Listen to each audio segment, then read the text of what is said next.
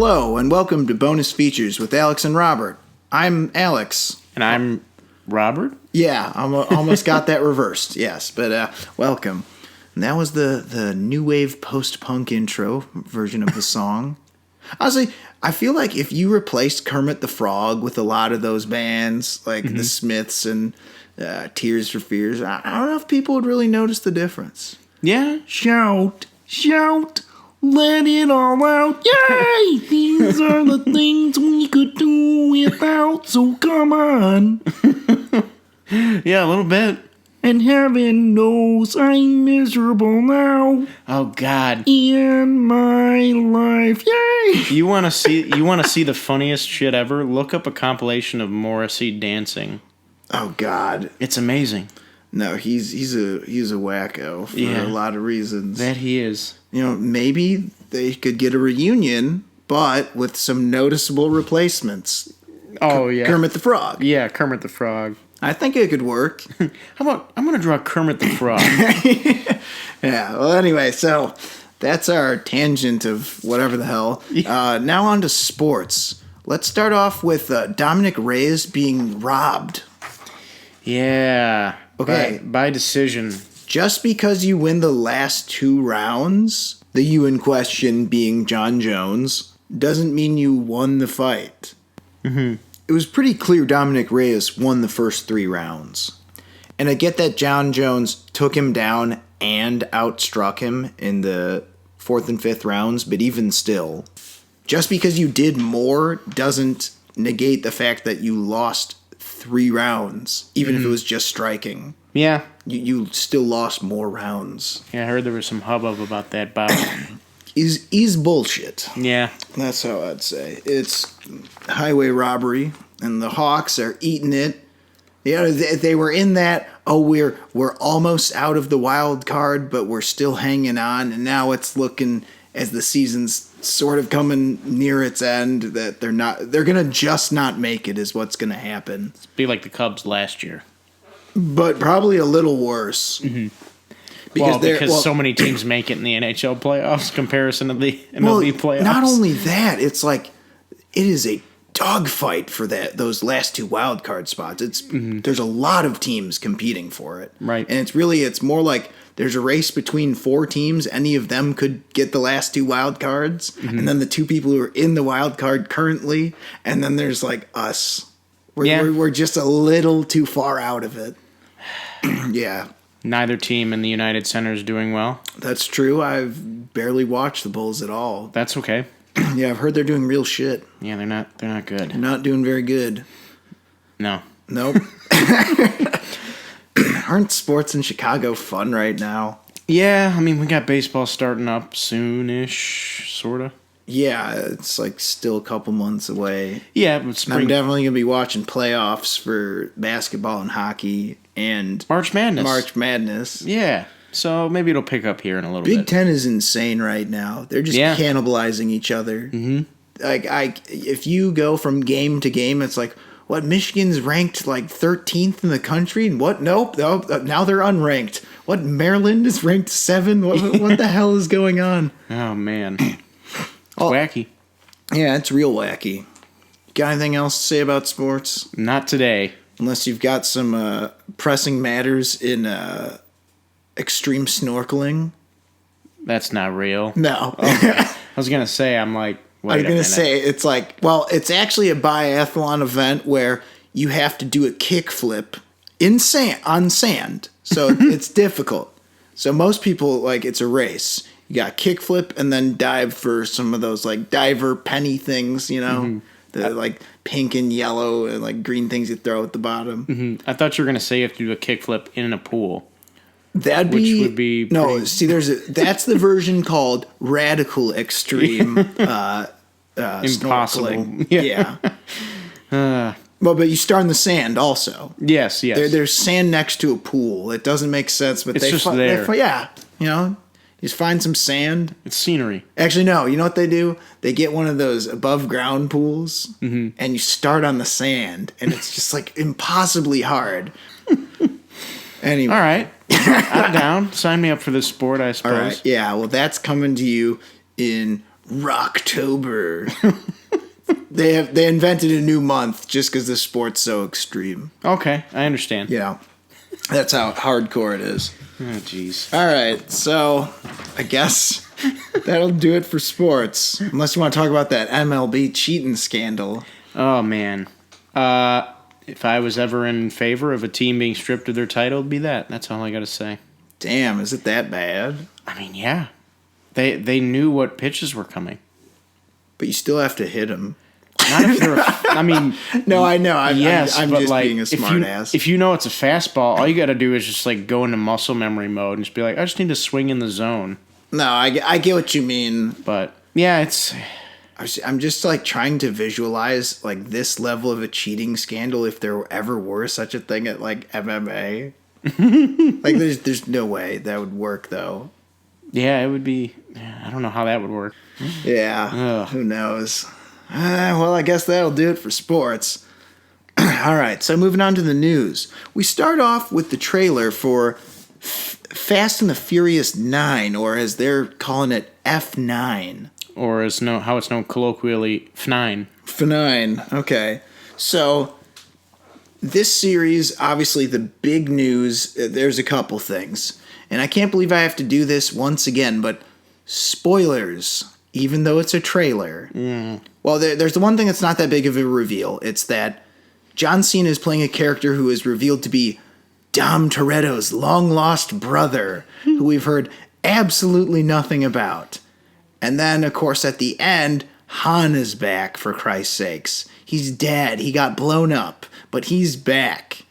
And because of weird contractual agreements and because The Rock and Vin Diesel hate each other, we'll never probably see that issue resolved with, like, what's his face? Hobbs. Mm-hmm. Or not Hobbs, sorry, Shaw and Han. Yeah.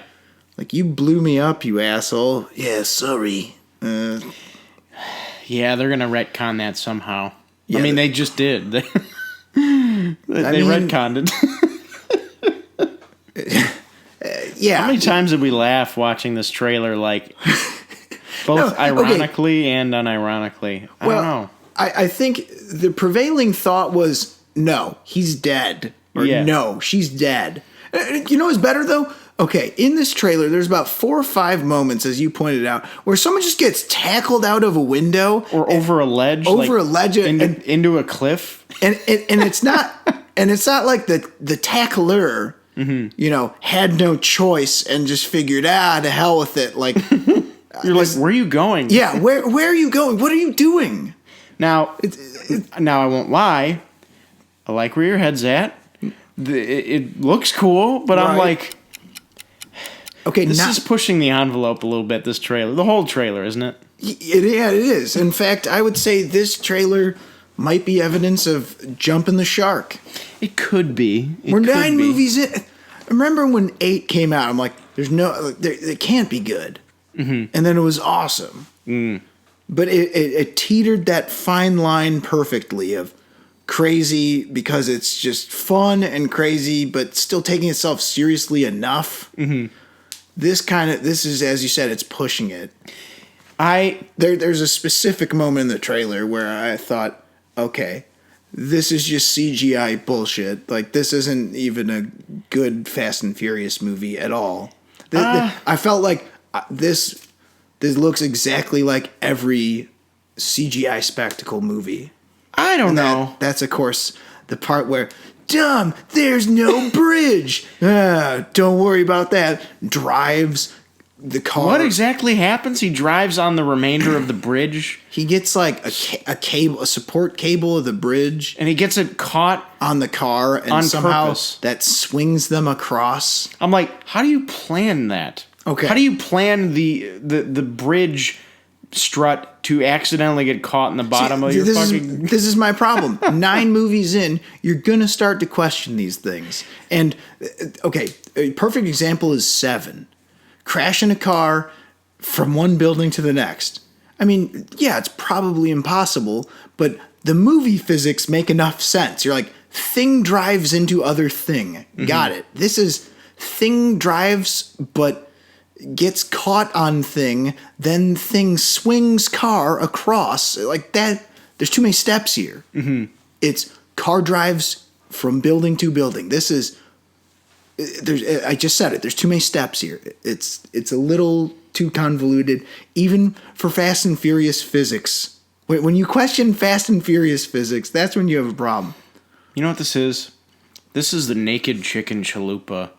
If Taco Bell specialty items were Fast and Furious movies, this is like the naked chicken chalupa, where it's like, I know this is just wrong. Like this, there's no way this is, for me. It's like, no, this is dumb. Why would you do this? But I'm also kind of like, but it's Taco Bell. Yeah, and let's be honest, Robert. You're a little curious about. Oh, I'm totally gonna see this. Same, because it's like it looks ridiculous, and there's so many moments in the fucking trailer I rolled my fucking eyes. That fucking line where they're like, where Tyrese Gibson is like, "We're going up against a superpowered thief, souped up kind of driver," whatever the fuck he says, and I'm like, again, like the last 4 movies. We've done this 4 times. And then on top of that, they have to add in they've got a that joke. Yeah, I'm like, they've got a magnet plane. It's like, oh man, that fucking part is almost as bad as They Fly Now from whatever the hell the last Star Wars. They're like, there's that line where they're like, it's because Jacob is, and I'm like, I literally was like, don't say it. Like, don't say he's his brother. Dom's brother. Oh, and I'm like, oh my God, this is a telenovela. I was about to say, dare I say that this has a soap opera feel? It is, and it's like, why do I like these movies? But this, I don't know. I feel like this one might be pushing it too far. Either that, or maybe it'll be so bad, it'll be could this be the 2 out of 2 bombs of 2020 we're looking for? It could be. It could very well be. But I look back on... Because for me, it's not. This one is like, it's more extreme, but it doesn't really commit any sins so different from other movies. Like, we've seen people get retconned back to life. We've seen that with Letty. We've seen fucking John Wick 3 proved to the world that you're definitely not dead, even though you definitely should be. Even though we definitely saw you die. Yeah. The ridiculous action that just doesn't, even CGI action, like. The last movie, one of my favorite bits was a CGI bit. It was the part where the self-driving cars pour out of the fucking parking garage. Right, but that was like my favorite part. Except that was kind of interesting because they incorporated an interesting idea. Well, yeah, with the Charlize Theron character. That's the kind of CGI shit I can get behind. Is like self-driving cars. Those exist, and they're developing technology like that, and it is kind of scary. Like, what if they got hacked? What if they just fell from the goddamn sky? Like, that's a cool idea. Mm-hmm. Like, what if you got swung it by the rope or the bridge? It's like, this is too stupid, even for... Okay, that's the problem. I felt like this trailer, I'm like, even for Fast and Furious, a lot of this is too stupid. And it's a long trailer. Oh, it gives you a hell of a lot of the movie. It's like almost 3 minutes, right? Over 3 minutes? 350. 350? So it's almost 4 minutes. That's criminal. And it's too long. And they somehow felt the need to spoil the fact that Han's back from the dead. I don't understand. You know what? I just thought of something. I think that was a preemptive strike. Oh, yeah? I think they're like, guys, people are going to hate this movie and think it's totally dumb. We better soften the blow by telling them now. Dude, you know that no one's safe. You know who they're going to retcon back in Fast and Furious 10, right? Who's that? I bet Gal Gadot's going to come back. And I bet it's going to be a huge deal because she's Gal Gadot now. She's not just that lady from Fast and Furious 5 and 6. Wasn't she in that? And it's going to be like, oh shit, Wonder Woman's back. If I'm not mistaken, wasn't she in 4? Was she in 4? I don't know. I just know she dies in... They're all the same. She dies in 6. Yeah, that's the team versus team. Where they end on Gina Carano. Yeah. See, that was enough. That was the same one where it's like we're going up against this guy and his crew. It's like, but that was like cool because it was doppelgangers or whatever. But it's like kinda. It's the thing that made me laugh about that Tyrese Gibson line is it's just like we're going up against a superpowered, souped up driver or whatever, and I'm like, dude, we've done this 3 times. You'll be fine. They've got a magnet plane, doy. And then the best was the Ludacris. This was the one where I thought, am I in 1999 all of a sudden? Ludacris. Oh, hell nah. Yeah. I was like, did he really? She might as well have just said, shit just got real. Yeah. Yeah. So this looks utterly baffling. And I'm going to see it. So you're for sure going to see it? Absolutely. I was going to see it even if it looked really bad. Yeah. Like a lot worse. Because, well, I think this movie or this series in Commando kind of lean into the fact that there's 3 types of good. There's so good it's bad. There's ridiculous, but still good, and then there's regular good. Mm-hmm. So regular good is out of the question because that's never been the case with any of these. No. Do you think this will be ridiculous but good, or just horrible but like a good time anyway? I'm hoping somewhere in between. I feel like that's where these movies always go wrong, though. The in between, it's like, if you're gonna go dumb, go all out. And at least from the trailer and all the people getting tackled out windows when the tackler clearly saw that was a bad idea. My favorite part is he tackles John Cena, and you just you get the crane shot swooping over, and it's just like pavement. You're like, oh, okay, so that's the final shot of the movie where they both die. Like, he's like, well, if he lands first, I'll just have all my bones broken, but he'll be dead. Yeah. I'll be crippled for the rest of my life, but he'll be dead, so I'll win. Oh my God, it's crazy. So as I was saying, based on those things, perhaps it'll be so bad it's good. Perhaps. That's what I'm hoping for, at the very least. Man, Jesus Christ. These movies. Oh no, now I forgot. There's one more thing. Am I crazy, or is there a part where a guy's just standing? I think it's John Cena. Car just sticks to him or something. I don't even know. It looked very Hobbs and Shaw. Like there's some weird tech here. Oh yeah. You know what it looked very obvious CGI and yeah. There's a lot of weird. Just what was that And then you throw in some pretty decent hand-to-hand stuff. Oh, there's always going to be that. And that looks fine. Yeah. As they always do in these movies. There's just going to be a lot of people getting thrown out of buildings. And not I can't get it. Dude, if you're going to throw someone off of a ledge, let go. Don't go with them. Yeah. That's not how this works. Yeah, that's a good point. You throw them, not the both of you. Maybe they should go over that in 10. All right, guys, they're all just in casts and body casts and shit. All right, guys, we need to rethink our strategy for hand-to-hand combat. Now remember, when tackle against the ground as long as you're not above. Rule number 1, fight on the ground if need be. If you can. If you're in a building, though, do not throw. Yeah. Tackling is for when you're on the ground level. Yeah. Or basement. Yeah. Actually, basement's perfect, because then there's no chance of anything going wrong.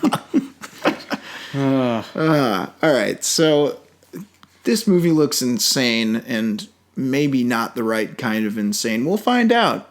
Mm-hmm. God, this is what we have to look forward to for movies this year. All right, that'll do it for Fast and Furious 9 or F9 or F9. On to our next topic. There's a new trailer for The Hunt. It was originally set for release in September 27th and is now coming to us on March 13th, Friday the 13th. Oh, neat. So this movie is leaning into the controversy thing for their marketing. Yes. The posters say, and in the trailer, there's a title card. The most talked about the movie this year isn't even out yet. Mm-hmm. So for those of you playing at home, as I mentioned, this movie was due to come out all the way back in September. But people were concerned about it because of violence and its political proximity leanings and all that shit. Yeah, the release's proximity to certain events and what have you. Yeah, and I guess people were objecting to the premise, and I thought, gee, this premise has only been done about 500 times. Yeah, this is only almost a centuries old. I mean, it's based on The Most Dangerous Game by Richard Connell. Most Dangerous Game, yeah. And it's this is very, very not new. Yeah, and need I remind people the best version of this? Jean-Claude Van Damme's Hard Target. Oh, yeah. Directed by, wasn't that John Woo? I feel like based on the motorcycle scenes, it had to be. Let me look that up. Because there's a part where Jean-Claude's character is basically surfing on a motorcycle, essentially. It is John Woo. It is. Okay, that's what I thought. There you go. So, point is, this has been done before, and I understand maybe delaying it, but at first they were trying to say it was canceled. Like, completely shelved. They said indefinitely was the word that was being thrown around a lot. Yeah. People are basically making it sound like this was never going to see the light of day. And, man, it's just... It feels like there's so much ado over about nothing. Yeah. With a lot of movies being released. We went through this with Joker. Yeah, we did go through with Joker. We're going to go through with... It kind of like creeped me out the way the news was just like, I don't know, something maybe it'll happen. I don't know. You should go and find out. I'm not even joking. I couldn't relax for the first 10 minutes of Joker. Yeah, I couldn't relax for the whole movie. Because I wanted to say, yeah, fuck that. Like, the news is just overreacting. Then I'm like, but what if they're right? Yeah, there's people in this theater. Yeah. People suck. Yeah. And I saw it a second time, and then I could just, watch the movie and just leave it at that. Right. Yeah, this is yet another, not yet another, happened a while ago. This is another example of, people picking a movie that they think is problematic and then saying it shouldn't happen or it should happen or what have you. And this is going to happen a few times, probably maybe even this year. Here's a not so hot take that I think most people would agree with me on. If it really is a problem, and who the hell knows, maybe it could be, I seriously doubt it. Mm-hmm. But if something is, or if people really truly find it objectionable, why not let the people decide it's objectionable by either not going to see it or, voicing their dislike for it or whatever. Mm-hmm. It's just like, I get so tired of this censorship shit. Like, we've been through this. Yeah, we've been through it countless times. It's insane how often we have to remind ourselves that people are human beings with agency and that they're not corrupted by media. Yeah. Yeah, but I do like the fact that they're leaning into the controversy a little bit. I think that is kind of funny, and I almost wonder if they were just bullshitting us with just tell them it's done. Yeah. What if that was the phone call? Boss, you here? Yeah. Just tell them it's suspended indefinitely. We'll use it in the marketing. Have it come out on Friday the 13th. Tee-hee-hee. Good night. Click. We'll put, we'll have 2 release dates on there. The original one will be crossed out. Yeah. It's just hung up the phone. All right, guys, we're in business. We got a movie. Also, I feel like people on both sides are misinterpreting this. That's kind of the case whenever one of these things happens. Well, that was the point with Joker, and they missed the point of no, it's not. No, it's not saying let's kill all this type of people or whatever. Right. Or all the people who are hunting them or like this. It's like, I think this movie is kind of lampooning everyone a little bit. Mm-hmm. Yeah. Yeah, no, it is. It's like this is what happens when people haven't seen the early seasons of South Park. No, I don't blame you at all, actually. It's very weird that this is the movie, really it's this bad to most people, or it's this controversial. Yeah, it really isn't. Yeah. It's not doing anything this isn't Salo. This isn't would you say Murder Set Pieces? Murder Set or Pieces or God, all those, or the fucking most of Uwe Boll's movies. Oh God, Rampage is just, that's a movie that all right, maybe we should have a discussion about this. And what's weird is obviously those movies aren't very popular at all, and frankly, nor should they be, but all in the same. It's don't act like those things don't therefore exist. Yeah.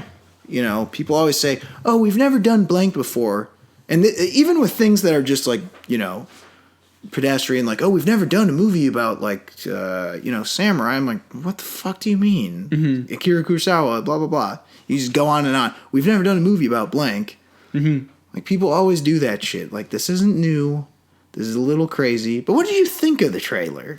I mean, it's the same or not similar to what I thought about the first one, where it's like, yeah, this looks okay. Yeah. This one shows a little bit more, and it gives you a little bit more than it showed me some stuff that I'm like, oh man, I wish this movie had come out originally, and I wouldn't have had to see a second trailer in order to actually see the movie, because I would have liked to have seen that joke, that bit, that fight scene in the actual movie itself. That's what I was gonna say. Is this looks like what I would call like a thriller level fight scene galore. Yeah, I like because as much as I do love some good old fashioned kickboxing, kung fu, Muay Thai kind of fisticuffs, I do love those raw kind of the untrained people fights. Mm-hmm. Like, you ever seen The Last House on the Left remake? Oh yeah, they had some real good raw fights in them. Yeah, I agree. And I think this looks like it has a lot of that. Mm-hmm. Looks really well choreographed. Yeah, I agree, and I think this will be fine. Like, I don't know, maybe some of the dialogue was like a little cringy or like stupid, but I'm sure it'll be an okay movie. I'll see this. As will I. Yeah, not a lot coming out in March, so their timing is kind of perfect. Yeah. Thanks, guys. Yeah. On to our next story. We have an official release date for The Falcon and the Winter Soldier, Disney Plus's Falcon and Winter Soldier miniseries. It's expected to debut in August, which is slightly earlier than we expected, but that's good because that's the one that we're looking forward to the most, I'd say, right? Yeah, definitely. And that way I can use it before my free year Verizon Disney Plus is up. Hey, there you go. Yeah. Because that was the one thing I thought when I got that free year or whatever. I thought, fuck, but then none of the Marvel shows are going to come out. Yeah. Yeah, no, joke's on you guys. I get to freeload and get a little bit of it. Yeah. Yeah, no, I'm super looking forward to this, even though I don't have Disney Plus. So time for me to start looking at who to mooch off of for that. Yeah, you could find a way. Yeah, I guess the one thing that's interesting about this is WandaVision is also coming out a little bit earlier too, because that's expected to come in October or November. Now, what I wonder is, they say that all these are going to tie into the movies, but are these shows... I feel like the shows aren't going to have jack shit to do with each other. So what are all the shows? We got WandaVision, Loki, Falcon, Winter Soldier, and Hawkeye, which is still kind of... the first three we mentioned are either already done filming or currently in production, and Hawkeye is not. There's not been a lot of movement on it. There's been some shit going on. They're trying to get that off the ground or whatever. Yeah. But then there's also Ms. Marvel. Oh yeah, She-Hulk and Moon Knight and Moon Knight, I think, is the least developed so far. Yeah. Because isn't She-Hulk supposed to film soon or something? They're ramping up from what I've heard. So what I for some reason feel like the shows aren't going to have jack to do with each other. I think you might be right. Which is probably for the best. Probably a better move. Yeah, because I think that was one of the pitfalls of the Netflix shows, is that they kind of all culminated into the Defenders show, which wasn't great. Yeah, and they should have just been their own thing, Right, and this way, it's like they can be their own thing, but then tie in where they need to tie in. Sure, I mean... And also, I don't know, it just seems like the TV shows are going to be managed a little bit more by the same people who make the movies. Yeah. It's all kind of one department now, under Feige, for better or worse. Yeah, depending on who you are. Yeah, and, well, I guess that'll lead us right into our next story. So... Hulu is, I guess, also sort of falling under this. Yeah. So what happened was there's the slate of 4 shows. There's the Tigra and Dazzler show, MODOK, Hit Monkey, and Howard the Duck. Howard the Duck, which was pretty far into production, if I'm not mistaken, and Tigra and Dazzler, which was having troubles, those have now both been scrapped entirely.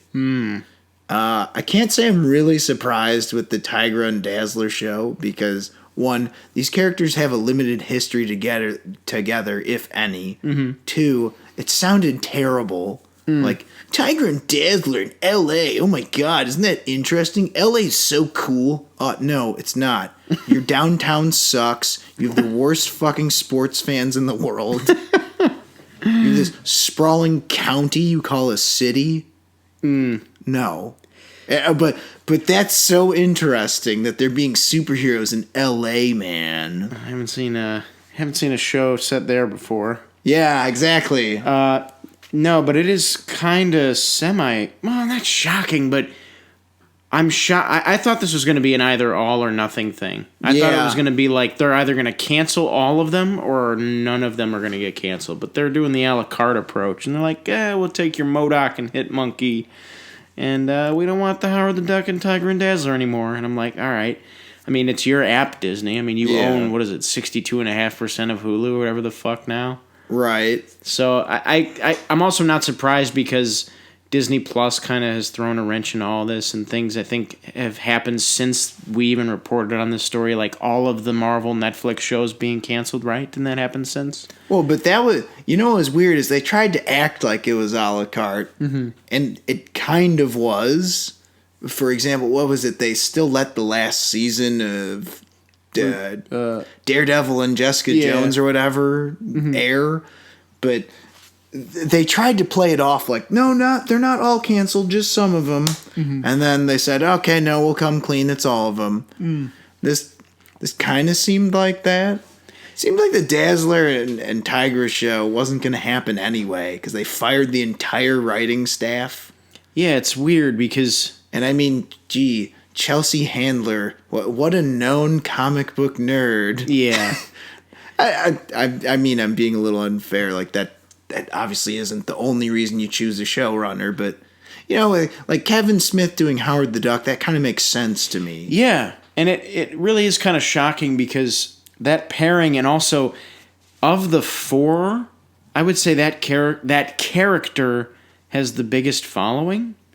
Like, MODOK is like he's like a villain. If you're an archaic nerd like me and you like your 90s comics, then yeah, sure, MODOK, but he's not like I don't feel like I see him a lot now. I could be wrong. I know him in association with like the Avengers and like fucking Captain America and X-Men. Yeah. And like I don't Tiger and Dazzler, like everybody hates Dazzler. Yeah, Tigra is me included. Tigra is a deep cut kind of character for a lot of people, and Hitmonkey is very new. And here's one thing that kills me. You know what would have actually made sense if you wanted to do the LA douchebag version of superheroes? Have it be the West Coast Avengers. Tiger could be there, and what's his name? Wonder Man. Who did want to be an actor in some of the 90s comics. Yeah. I don't know. That's just my deep cut, like, fanboy bullshit. Clearly you guys haven't read Wonder Man. Well, they haven't done Wonder Man. They haven't done Wonder Man yet. So, I mean, that's, I wonder if it's like untapped potential. Some copyright bullshit. Yeah. I don't know why it would. They just don't want to compete with Wonder Woman. Yeah, they'd be like, that's a little weird. We already have a Wonder Person. We already had the whole Captain Marvel thing. Yeah, maybe they're trying to avoid... I was just thinking that. Maybe they're trying to avoid that debacle. But, no, I am a little shocked. Why is Hitmonkey... Okay, guys, we got to cancel this Tiger and Dazzler thing, but you just let us keep Hitmonkey. You know what's weird is I haven't heard anything about that show since they announced it. At least, so here's the real question. Do you think what's going to happen is this? They'll air the first season of MODOK, and it'll be like a New Mutants thing, where it'll just kind of be its own thing, then die, and then they're going to cancel the Hitmonkey show? Mm-hmm. I feel like all of it's going to get canceled, and they're doing the exact same thing with Netflix, just trying to let everyone down slowly. Yeah. Though they're canceling them 2 at a time this time. Yeah, it's hard to tell. I want to say, I think I'm going to stick with my original theory. We'll see one season of MODOK, it'll get canceled, and then all these shows will just go away. Yeah, I think you're right. Well, obviously, The Offenders is not going to happen. Yeah, that's not going to be what we thought it was at the very least. I don't think they can. How are they going to do that? They'd need like years to develop whatever other characters would be in it. Mm-hmm. Yeah. So I think it's pretty safe to say that's basically no more. All right. On to our next story. There's a new animated movie coming out from Warner Brothers. It's called Mortal Kombat Legends: Scorpion's Revenge. They just released the trailer. It is directed by Ethan Spalding of Batman Assault on Arkham fame. I know, right? First of all, this trailer looks so badass, and I hate saying this, it almost made me 100% sure the movie's gonna, the regular live action movie's gonna suck.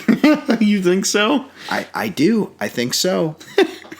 Warner Brothers has a habit of doing a better version of something and not a theatrical movie. I see and where then you're making going. a theatrical movie that sucks. Yeah, I see where you're going with this. Yeah.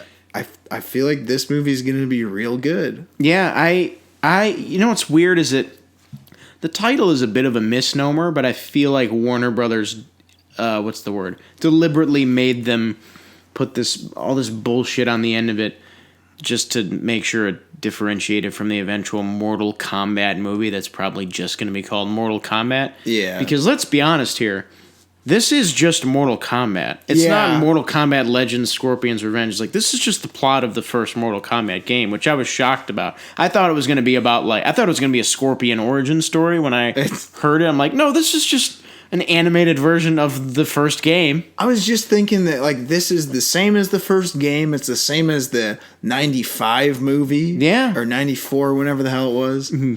But, yeah, it's, we got to have this tournament. Liu Kang's there. Sonya's there. Johnny Cage is there. Mm-hmm. And then there's the Lin Kuei. You got your Reptile, your Scorpion, Sub-Zero. Your Tarkatans. And yeah, and I'm thinking... Goro. Yeah, I'm thinking... It's funny like that you mentioned that. The fact that this is supposed to be Scorpion's Revenge, that was almost a second thought to me. Mm-hmm. Like, I didn't even really think of it through until you'd mentioned it now. Yeah, this is definitely not Scorpion's movie. Well, it's almost just, like, unnecessary. It's like... Yeah. Well, yeah, Scorpion's revenge. She always wants revenge. Hold on. Hold on. Now, are you noticing a pattern here? What was Ethan Spalding's movie I just named? Batman Assault on Arkham. What is that movie really about?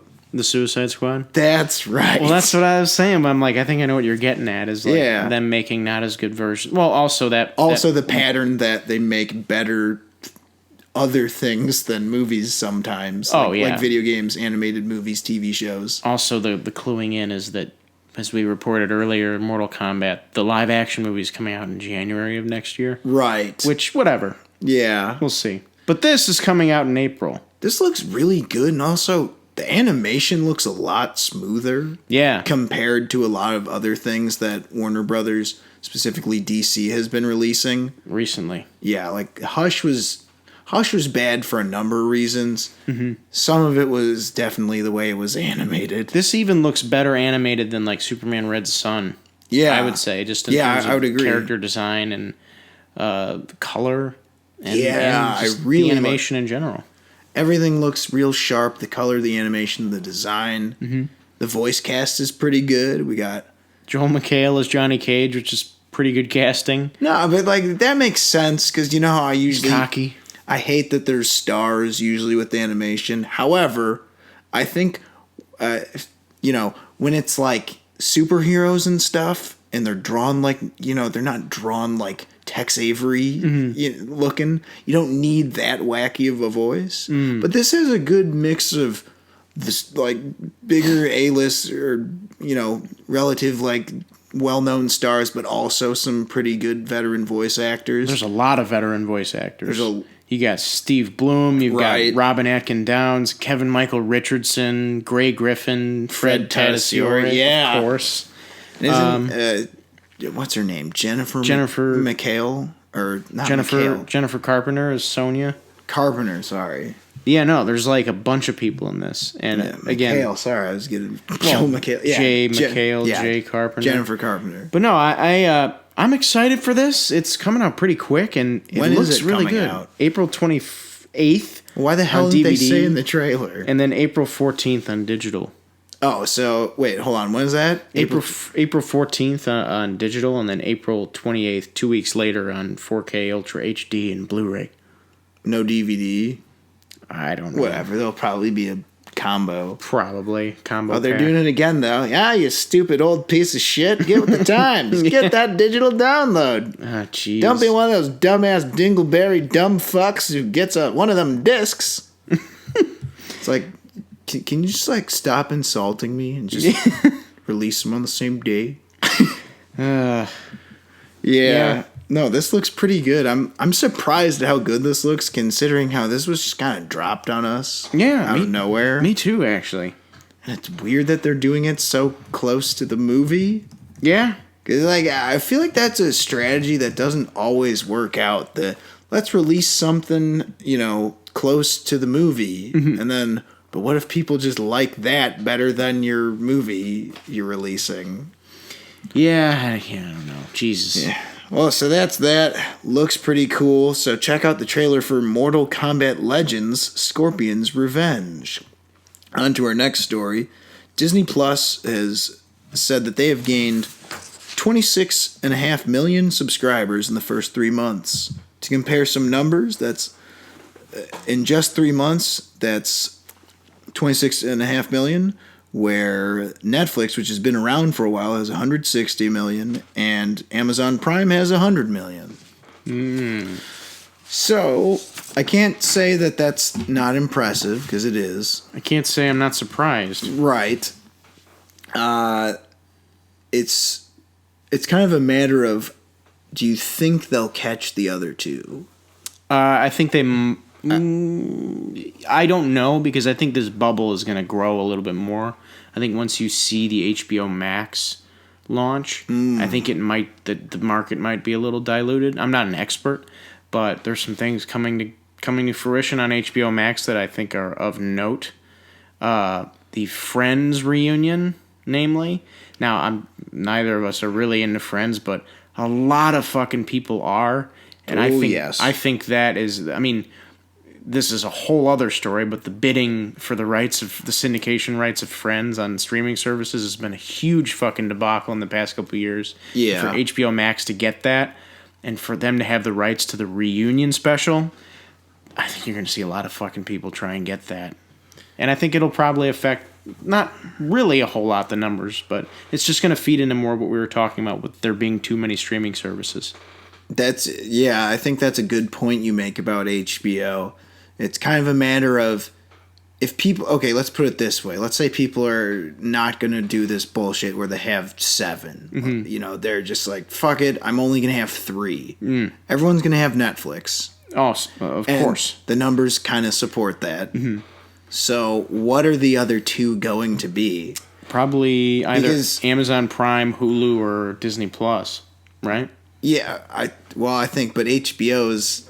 It's creeping up. Yeah, it's entered the arena. Not a whole lot of love for Apple TV Plus, and I know that's not going to be one. Let's just be real. Because they've had like what the fuck shows are on there that are really that big of a deal. Well, they have the opposite problem of Disney Plus. Because I would say there's 2 weaknesses Disney Plus has that maybe might prevent it from getting to Netflix level growth. Mm-hmm. It's the fact that they don't have any R-rated content and don't have a whole ton of PG-13 content. And that's obvious because Disney Plus, as we all know, is mostly geared towards families, kids, and sort of to teens with stuff like Marvel and Star Wars. They also don't have a ton of original content on there right now. That's true. I mean, we're seeing it little by little, but by the end of its first year, they'll have a handful of these weird shows that no one's watching, and then Mandalorian and a couple Marvel shows. Right. But that's true. That's still not that much. No, it's not. It's not too much of a draw. That is, Yeah. But we're gonna see that content grow. I mean, this year we have all the Marvel shit launching. Yeah. We'll have a second season of Mandalorian out right by the end of the year. Is that right? I don't. It'll be out soon. It'll be out soon. There'll be a new fucking Baby Yoda. There'll be Teen Yoda or whatever the fuck, I don't know. Whatever, as long as Toddler Yoda. I don't fucking know. As long as it makes some funny memes. Yeah. I'm semi okay with it, I guess. I still haven't seen Mandalorian. Me neither, and been meaning to watch it. I've heard it's good. I'm just gonna play this game the whole fucking time and be like, yeah, I heard it's good, but but I don't want to. Yeah, I don't have the money. I feel like HBO Max could kind of overtake Amazon. I think if you see... Depending on what stuff they end up having. I think if you see one of these companies partner with, like, say, Comcast, who, they have, like, deals with, like, Netflix or HBO Go, I would say if you see one of these, like, probably HBO Max, if they partner with Comcast to have, like, a bundle or something where you can have an HBO Max button on your Xfinity remote or whatever, like kind of what Netflix has with Xfinity, that's going to be a huge deal. Are you talking about just capability? Because Amazon has Xfinity capability too. Yeah, but it's not as good as Netflix. No, the Netflix is pretty seamless. But even Amazon is in, they still have 100 million people and they're in second place? Second place. They're in second in terms of membership. But there's one X factor we're forgetting. Tubi could just ruin all of this. Fine. Go Tubi, go. Yeah. No, honestly. For those of you playing at home, there's this thing, Tubi. It was really garbage when it started, but its streaming has gotten much better. And holy shit, yeah, you have to sit through 30-second commercials for a 2-hour movie. What a pity. But man, there's so much stuff on here. If you like B-movie schlock, you will be a pig in shit. They've got all the full moon features. So that's all the Charles Band movies, Trancers, Evil Bong, Ginger Dead Man, and of course all of the Puppet Masters movies. Man, Samurai Cop 1 and 2. Oh, nice. And some actually good movies. Yeah. Like American History X is on there. I thought, holy shit. The Ninja Turtles from 2004 or 14 or whenever the hell that was. Oh, the Michael Bay produced one? I liked it. Yeah, it's all Even though it's not like a great movie. Fight scenes are fucking good though. Tubi, man. Yeah, Tubi is it's out there and it's coming for everyone. Hopefully it comes for Disney Plus as well. Yeah. Well, no, that's the thing is Disney Plus seems to have a tighter lock on their stuff though. Yeah, they got it figured out. Because Netflix, they have the licensing deals. HBO kind of does, but then again, it's like some of it's kind of bid for, like Friends. Well, the good thing about things like HBO Max and Disney Plus is that they are owned by parent companies with content libraries already established, whereas Netflix had to establish its own content library after the fact, your House of Cards and such. Yeah, that's what I was saying. Yeah, it's like you have shit like HBO Max being a Warner Brothers subsidiary, so being like, here's Batman, here's Harry Potter, here's all this shit, but yeah, it's rough for companies like Netflix to do that, and Amazon at that. Right. So yeah, but Disney, I'm saying, seems to be the most cagey about sharing anything. Yeah, that's for sure. Yeah. So streaming wars that's just another update, another fold. Disney has they're advancing forward on the battlefield. That they are. Yeah, and they will march on against Netflix and Amazon and Hulu. Well, not really, because they're an ally of sorts. Yeah. And, shit's happening. Those are really impressive numbers considering that short of a time. But I think part of that was probably that came from playing the waiting game and making a streaming service when they were ready to. So that was smart of them. So that's that for that story. On to our next story. What's getting remade this time? Clue. Yeah, apparently there's a Clue remake with Ryan Reynolds. Who gives a shit? Let's just play the clip. Please let it die. Please let it die. Reboot, redo, remake. I don't know how much more of this shit I can take. Yep, same as every week. There's something that shouldn't be remade, and I've got nothing else to say. Neither do I. All right, moving on to our next story. We're going to talk about a trailer for a movie. It's already premiered at a couple of festivals, but I hadn't heard about this at all till recently. Me neither. It's a movie coming out, or at least on DVD, on May 12th. It's called Samurai Marathon 1855. It's directed by Bernard Rose, who directed Candyman. Interestingly enough, his filmography is all over the place. Like, you wouldn't think it's the same person directing these. Yeah, there's quite a plethora of different films in there. And then, get this, a score for this movie by none other than Philip Glass. Okay. And we heard that some of the score in the trailer, and it's amazing. It's very Philip Glass. Yeah, it's very Philip Glass. It's, I don't know what that guy does, but his music it's something else. Mm. It's like, it's kind of minimalist, but not. Yeah, it's a lot. It's very, what's the word? Lyrical. It's very moving.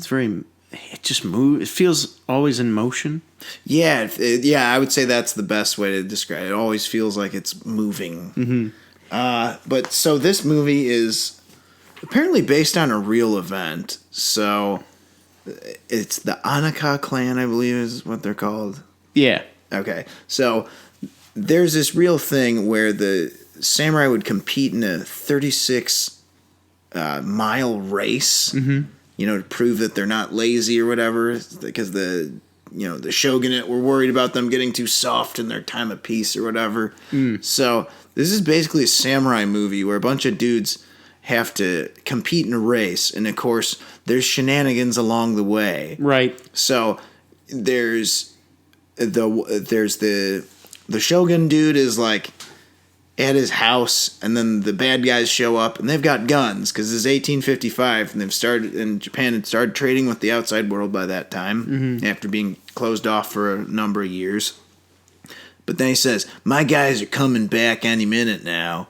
So we've got a ticking clock already with the people running, but we've also got this other subplot with this guy. Right. But then there's, of course, because it's a samurai movie and this is the way it's got to be, there's fights along the way with this race between the samurai with the other warring, factions, and got some ninja clans. This movie looks so goddamn good. It definitely looks different. And we don't have enough of these movies. We don't have enough feudal movies. Yeah. What was the last really good one that was kind of, I'm trying to 13 Assassins. 13 Assassins. Like, that was the last really big one that I can think of. And then we've had, this doesn't count, but Last Samurai. But Yeah. But movies like this, I remember Shadow, which is obviously Chinese. Yeah. Does that take place in Japan or China? No, it's definitely Chinese. So it's obviously similar in style, or similar in, not style, but in aesthetic. But you know what I mean, in that there's not a lot of movies like this that come out, these Eastern-styled movies. There's a lot of them. They just don't make their way over here that often. Well, they sure as shit take a year to fucking get over here. Oh my god, yeah, do they ever. But no, I'm definitely down to see this. No, this looks, it's just, I like the marathon aspect. Mm-hmm. Here's one thing. You're saying we don't get a lot of movies like this. I thought you were talking about the format. It's the idea race movies? Yeah, a race, like a wacky race movie, but not like wacky races. Mm-hmm. Although adding samurai with that stuff would be hilarious. That would be. No, but that's an interesting. The only thing that I did kind of have in the back of my head though is the only other movie I could think of like that is Once Upon a Time in China 3, and I haven't even seen the first two. God, the third one's bad. The first two are amazing. Mm-hmm. The third one is all, the lion dance thing. Sure. Where people, it's 10 of them are in their little caterpillar thing doing their. Oh yeah. They're fighting in those the whole time in 3. The whole movie? Almost the whole movie. It's so bad. Oh my god. That's the only thing is, I hope that the race effect or the race part of the story, the fact that there's a marathon, I hope that doesn't drag down too much of it. Mm-hmm. Of course there's going to be obstacles and fights in the way. Well, I mean, they're not like under anything, or they're not like holding a tarp or any bullshit. So I don't think that's really gonna be similar. I just couldn't help but think if there's a movie that I could think of off the top of my head that's most similar, it's that one. Once Upon a Time in China 1 and 2. Dude, what are you doing? You have to see those. I gotta brush up on my. You disgust me. I know my Hong Kong film, dude. Sweetheart. I know. Got some twin dragons. Mm-hmm. That guy's a genius. I know. And frankly, should have been chosen to direct certain movies by Marvel. By Marvel? Oh, I see what you mean. I thought you were going to say Mulan. Sweetheart Mulan probably would have been cool, actually. Yeah? Yeah, I don't know. I would have liked to see, who's the fellow that did Hero and... Zhang Yimou. Zhang Yimou. He would have made a pretty fucking good Mulan. Yeah, actually, he would have made probably a better Mulan than anyone. His sensibilities and his style would have probably matched the aesthetic of the story of Mulan better than any director. I think so. But yeah, back to the samurai movie. Yeah, no, this looks really solid. This looks real cool, and I'm looking forward to seeing it. All right, on to our last story. So, I wouldn't say just when I thought I was out, you pull me back in, is the phrase here. But Sam Raimi is in talks to direct Doctor Strange 2. I'll put it this way. An established director on a Marvel movie, it's been a while. Yes, it has. It has been a while. I don't even know when the last time this happened. The first movie that's coming to mind is like Kenneth Branagh for Thor, but that's Phase 1. That couldn't have been that. But it's been a long time. James Gunn, maybe, for Guardians of the Galaxy? I'd count that. So, Sam Raimi, a lot of people have been saying, this is it. This is Marvel branching out of its own brand and getting a movie with style. And I'm like, oh, man, I hope so. But I all I can do right now is hope. Because as we've seen with Sam Raimi, even he's capable of making a movie that's just kind of studio-y and whatever with his Wizard of Oz movie, which wasn't shitty, but it was... most certainly just a movie. Oh, because that really had his stamp on it. Absolutely. It was. Even he is susceptible to making a movie that is just kind of there. It's not a Sam Raimi. It's not Sam Raimi, So hopefully they don't get to him too. But he did agree to make this, so maybe he's got some ideas. I feel like it's doubtful that he's going to return to form. Although, I mean, you have to give some benefit of the doubt, but... You know what good old Ben Franklin said about hope? Yeah, he who fasts on hope will surely die of starvation, or something along those lines. Yeah, no, I it just seems doubtful at this point in the game when they're so comfortable with doing what they're doing and just making $1 billion a movie, no matter how bad it is. Mm-hmm. Not that they've made anything like completely unwatchable yet, but I feel like the quality has gone down pretty significantly for, like, if you're talking overall. Yeah. But it doesn't seem to matter. I definitely think that Sam Raimi is worthy of the story. Yeah. The Multiverse of Madness. Sam Raimi is no stranger to having characters be put in strange worlds, we'll say. So... hopefully we get some weird fisheye lenses and characters or canted angles maybe, but so you basically want this to be Army of Darkness. Yeah, let's go. Frankly, when you put it that way, I'm all of a sudden about 100-fold more interested in this. But are they going to let him do that, Well, here's the one thing I kind of thought about. Sam Raimi didn't exactly like the studio's ideas on Spider-Man 3. Yeah. Or 4. Well, that kind of got me thinking.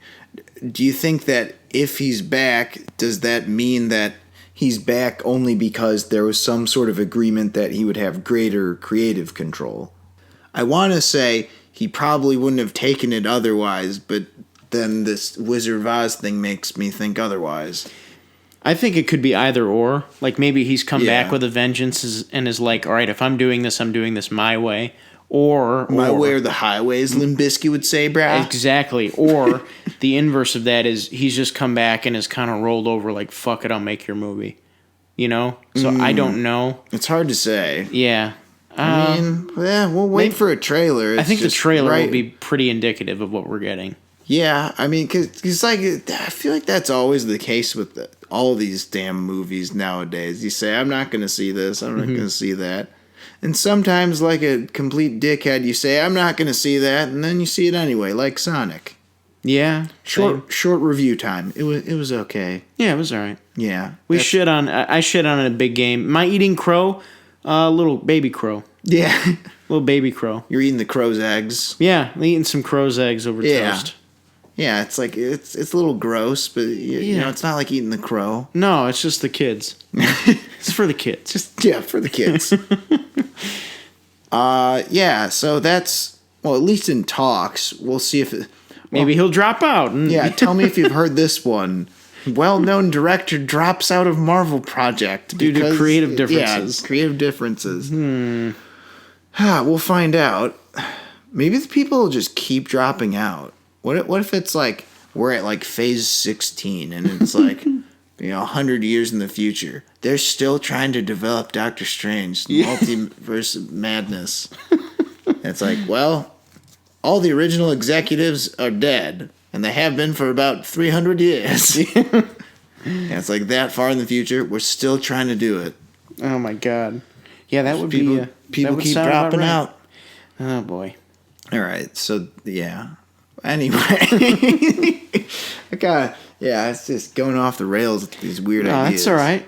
But I mean, if he does say yes, I'll be more curious than I was before. Yeah. Trailer will have to be the final say. Mm-hmm. But Eternals, though, like, still just not about that shit. Not about those characters at all. Yeah, I mean, Hercules, I'm like, okay. Hercules is fine, but, like, the rest, I don't know. Black Knight in there? Is he? I think so. Him and Black Knight, I'm like, all right. Yeah, but there've always been kind of like, oh, he's that other guy with the Avengers. Yeah. Especially Black Knight. Yeah. Well. Whatever. We'll see.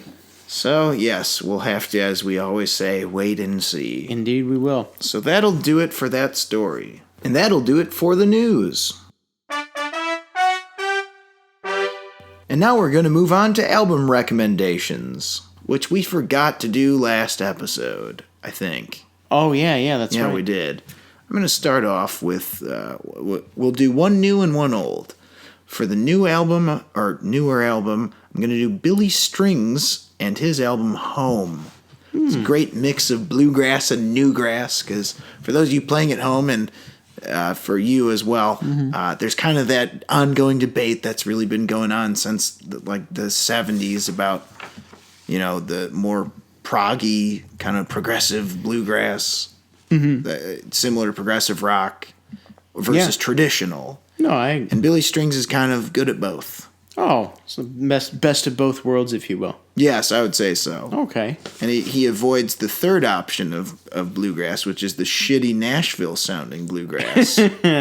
What if we took pop country and ruined all that bum diddly bum bum and just made them strike chords instead? Fucking, I hate the Nashville bluegrass sound. Oh, man. Anyway, and for one old, I didn't think of an old one. Name a good band. Thin Lizzy? Yes, you know what? I will. Thin Lizzy is actually awesome. I've listened to their whole discography. Mm-hmm. I just burned through it. I'm going with Jailbreak. Yeah? Because that album's a classic. You want to talk about like one of the best, most riff-tacular songs of all time? Emerald. Yeah, it's been a while since I've heard that one at all. Not even just on the radio. Oh, you'll never hear it. No, you'll never hear Emerald on the radio. You'll hear Boys Are Back in Town and Jailbreak. Of course. Which are both on that album. Mm-hmm. It's classic. Thin Lizzy is so much better than people know. It's like Deep Purple. It's like, no, dude, the hits are just the tip of the iceberg. Mm-hmm. So, yeah. What do you got for new and old? So, new and old, this is a little complicated. So, all my listening for the past couple weeks to and from work and all my other trips in between, I've been going through I went through the discography of little band that I've already referenced in this segment, or at least in this segment in prior episodes, a little band called Radiohead. Oh, hell yeah. I went through their entire discography. Good stuff. What a fucking transformation of sound, man. Like, they started off with, like, their grungy, like, Smashing Pumpkins-y, Pablo Honey type shit. Kind of sucks. It's like, or not like terrible, it's just... It's just, not what their sound was meant to be. It's so not what they are, and it's like, I think, yeah, sorry. No, you're right, though, because, like, when OK Computer came around, you're like, what? Holy fuck. And then Kid A, you're like, what is going on? And then they started to do things in Rainbows, and then later in their newest album, A Moon-Shaped Pool. So A Moon-Shaped Pool, is that your new recommendation? I mean, it came out in 2016, so it's like not super new, but whatever, close enough. For the sake of this segment, yes. And then the old album we'll say is Pablo Honey, I guess. But boo, that's the sucky one. I mean, it's like it's all right, but it's not very distinct. It just sounds like every other grunge thing.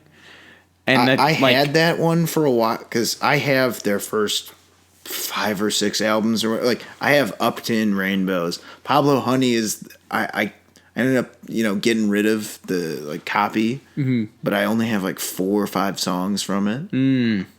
Yeah, no, it's like it. You understand, like going back, it's like I get why they don't like it. Like even like Tom York and them are like, yeah, it wasn't when we figured our shit out. They weren't doing like paranoid and Android kind of shit on that. Like not at all. That's one of the best songs ever. Dude, OK Computer, it's like it's crazy. Like there's some weird thing you can do where you alternate OK Computer and In Rainbows. Really? I don't know. Someone was saying like you can make your own weird concept album out of it. It's just... They're a good band, man. A lot of people shit on them, but like, I hate to be that guy, but it's like, isn't that a joke? Like, totally get Radiohead. Yeah, man, I get them now. They're good shit. Yeah, and remember, if you cry in front of them after Cartman chops up your parents, they'll think you're totally not cool. Yeah, isn't that so great that was actually them on the Scott Tenorman Must Die episode? Oh, of course. Yeah, they would do that. Yeah. Oh, my God, look, this kid's crying. He's like totally not cool. No, Radiohead has got some fantastic stuff. I'm a big fan of, what's it called? 15 Step or whatever. Oh, and In Rainbows? Yeah, it's fucking good, man.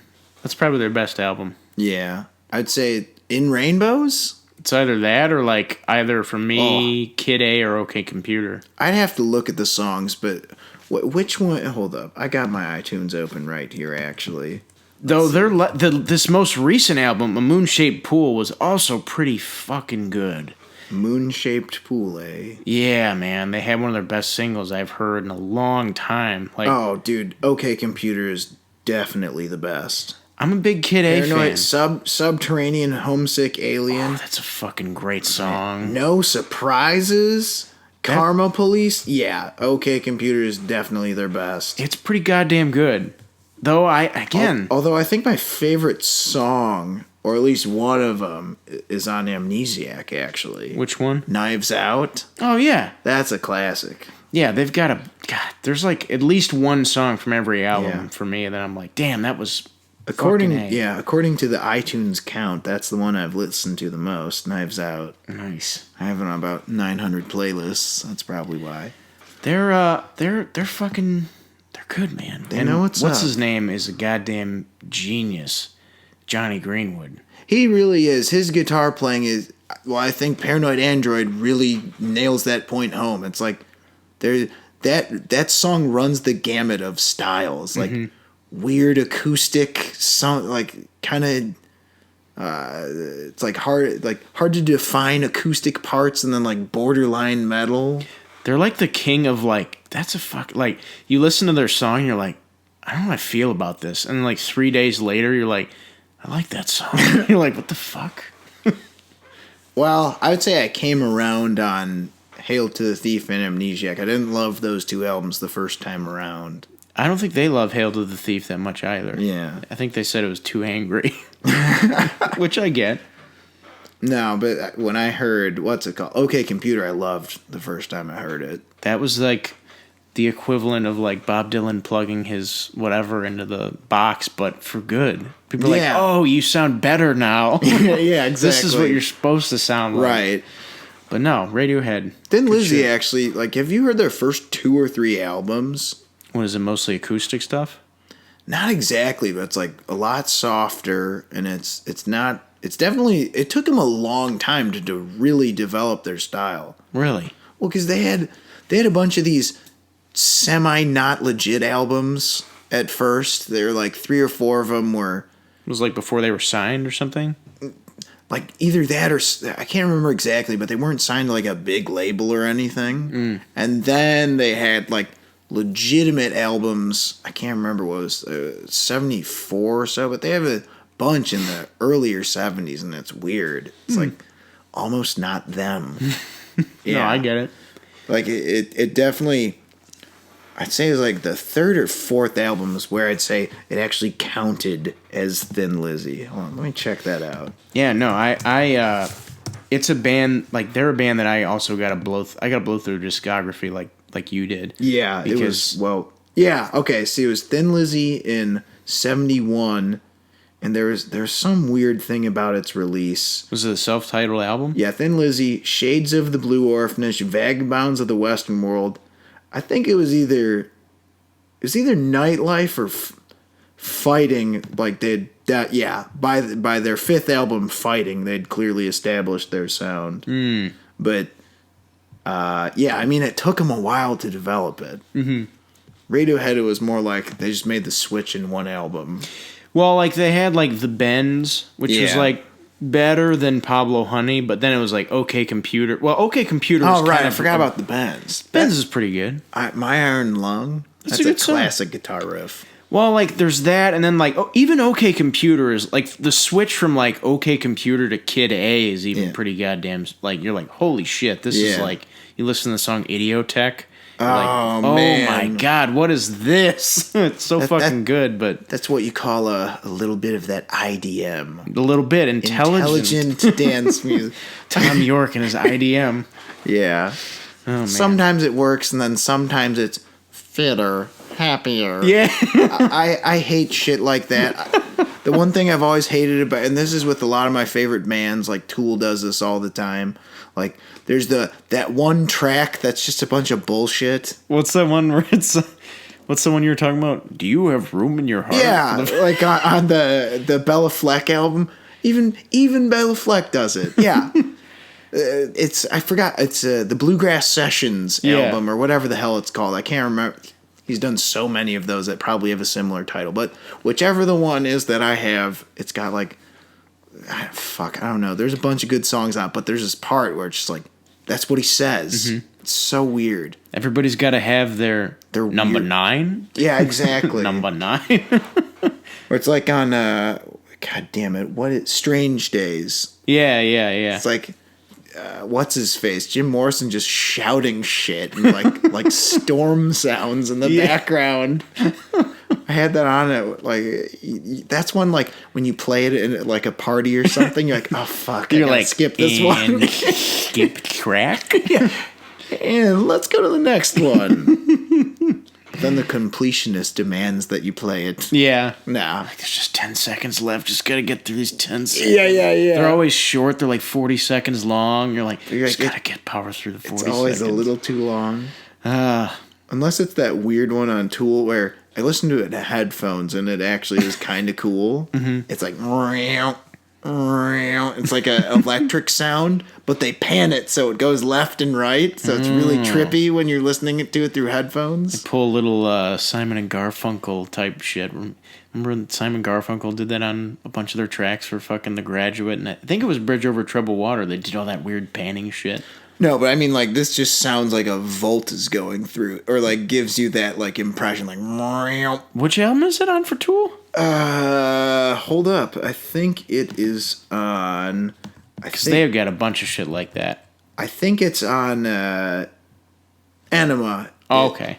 Yeah, it's called Ions with like a negative sign first. Oh, that's okay. the one. And I was like, what the fuck is this? And then it's mostly silent for a lot of it, and then you hear it. And I thought my computer was going to explode.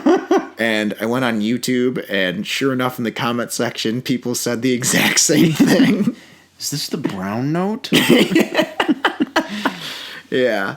A lot of South Park references in this discussion. That's right. That's okay.